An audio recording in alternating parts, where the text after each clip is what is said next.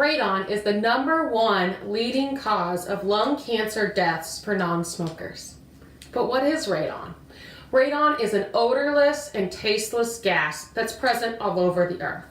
Radon becomes a health risk when you live in an elevated amounts of radon, which happens indoors for a long period of time. All of the counties in the Post Rock Extension District, Jewell, Lincoln, Mitchell, Osborne, and Smith County, Kansas, are at risk for having high levels of radon. The Post Rock Extension District and all 5 of our offices provides these easy and quick to use radon test kits. Stop into our office and purchase one for a nominal fee. The winter's the best time to test for radon.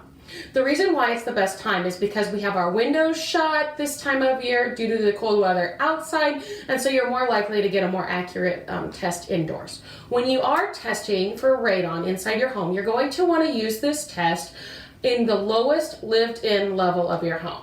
So if your lowest lived-in level has a bedroom, a living space, and a bathroom, then that's a great place to test. However, if the lowest level of your home is just storage, go up 1 level to that lowest lived-in level of your home.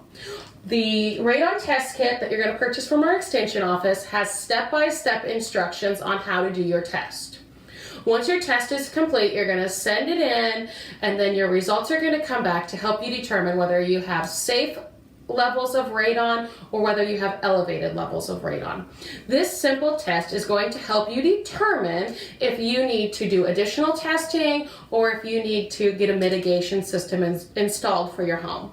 The Kansas Radon Program in Manhattan has a wealth of resources that our Kansas State Research and Extension Office in the Post Rock District can connect you with. We'd be happy to help you out. Just give us a call in Beloit, Mankato, Smith Center, Osborne, or Lincoln.